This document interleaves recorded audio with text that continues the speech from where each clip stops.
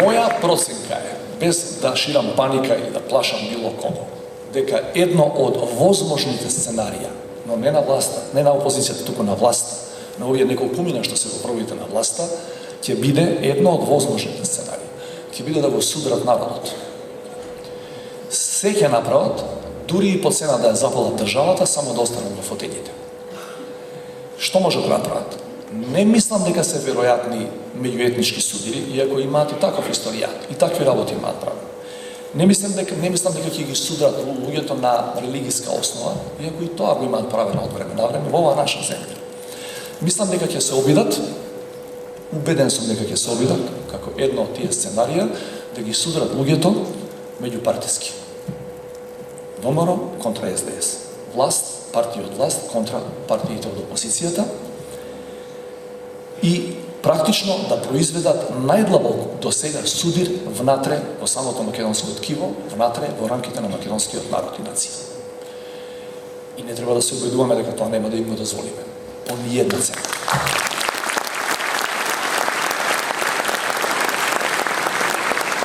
Сакам јасно и гласно да кажам, тоа го кажа во неколку интервјуа таму каде што можеме да направиме интервјуа, во тие преостанати острови на слободата, дека опозицијата не сонува, а не да планира било какви наследства, затоа што никој разумен во оваа земја не сака да дојде на власт со насилство или со крв, не дај Боже. Единствени кои тоа може да го прават се тие во власта. Ова е многу важен момент да го знаете, затоа што нашите медиуми не го пренесуваат доволно од нашите контакти со луѓето во меѓународната заедница. Колку и да изгледа дека тие зборуваат во ракавици или со некој дипломатски жаргон, да немате никаква дилема дека сите, повторувам, сите клучни политички чинители во меѓународната заедница во овој момент ја поддржуваат опозицијата.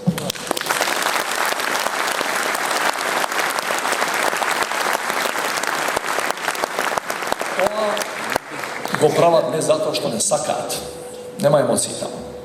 Тоа го прават затоа што нашите аргументи се исправни, затоа што она што го зборуваме допира и до нив и затоа што тие многу добро знаат што значи да прислушкуваш повеќе од 20.000 луѓе во својата држава.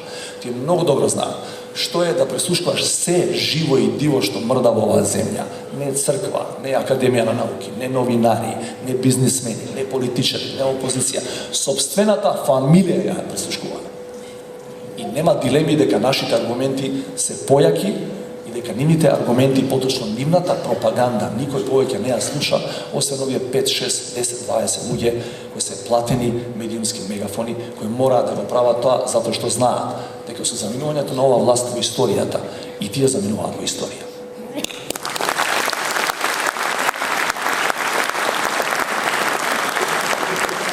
Да завршам на оваа точка, да нема никои илузии. Ја тоа не го тврдам и барам од вас да верувате во тоа.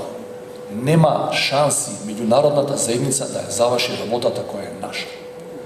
Македонија ќе биде подобра земја за живење, Македонија може да биде пристојно место за живење, Македонија ќе биде повторно слободна и демократска држава, само ако ние тоа го сакаме. И ако ние го направиме. Нас не боли за оваа земја. Странците не ги боли. Може да помогнат, али главниот товар мораме да го излечеме ние сите ние на нашите плеќи. И да завршам со една интересна мисла која вашиот храбар градоначалник постојано ја повторува, особено во овакви поводи. Вели, ниедна работа и ниеден проблем, не само од овие размери што го имаме денеска, него ниедна работа не може да се заврши, ниеден проблем да се реши или без жените. Разбирате? Само заедно.